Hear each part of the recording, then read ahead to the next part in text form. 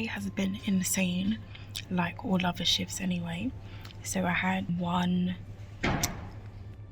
forceps, literally one pull, and baby was out. And then I had a vaginal birth, and I finished work really late because it happened quite late in the shift when it was basically time for me to go home.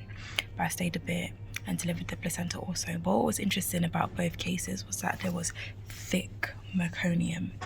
So meconium is when a baby does a poo in the womb, and with the first baby the meconium was so thick and so much, the doctor was like, the baby probably had been in meconium for a while, because the cord was literally the colour of meconium. The cord was brown, it was stained, and the doctor said that's an indication to you that the baby has been in that meconium for a while, so probably much longer than the time that the waters had broken, because you see meconium when the waters had broken.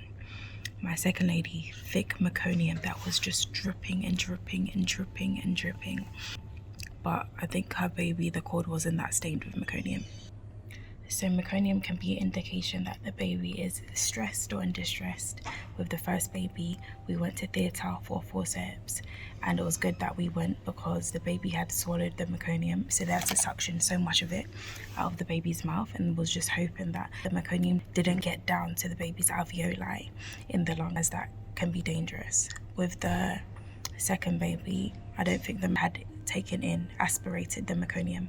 So as I said before, meconium is when the baby poos. Meconium is baby poo, basically. So my first lady was chorioamnionitis query, which is if you don't know, go and check out the video before this, the vlog before this, because I talk about it in the vlog before this, but it's infection of the placenta membranes. It was queried that because her temperature was going up, and then the baby's baseline was also going up. Because the temperature is up, we perform something called a septic screen, which is basically a screening against sepsis, and sepsis is a deadly condition where basically the body starts fighting against itself. It can lead to a lot, including death, so it's a serious thing. With the septic screening, the midwife in charge asked me to do the woman's bloods. She was like, do you do venipuncture? I was like, yeah. And then she was like, oh, go and do this blood, this blood, this blood. Some of the blood she was saying I'd never done before. So it was such a good experience for me to actually take a blood culture and to run a whole woman's gases and to see what her blood gas is like. So I learned that, and I was really privileged and happy that she trusted me to be able to do that. I also conducted abdominal palpation, and I got it right, because not that I find it difficult, but I think it's one of my weak points, because of the way it's said, when you palpate the abdomen, you're feeling for the back and the direction the back is going in, but that also kind of tells you what position the head is in, which is very weird. So I never understood properly how to do it, but I'm revising it outside of placement. My next lady, I hadn't met her until she was literally fully dilated. So it was more so just giving her some TLC, and she had the epidural, so she kind of wanted to know when to push and stuff, so just palpating the abdomen. But eventually she could feel herself and helping her change positions, and she had an amazing birth. She did amazing. She really used her strength. and birthed that baby. I was so proud of her. And placenta came out great. Blood loss was not that much at all, 200. So yeah, that was lovely.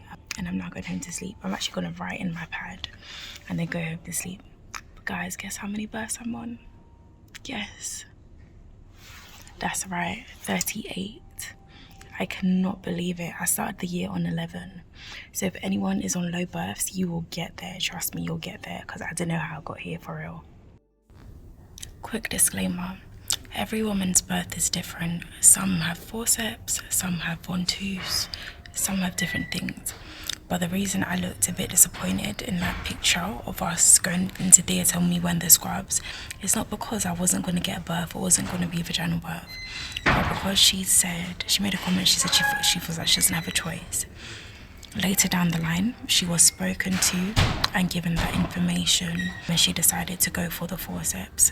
But it just made me sad. I was like, women should not feel like they do not have the choice in it.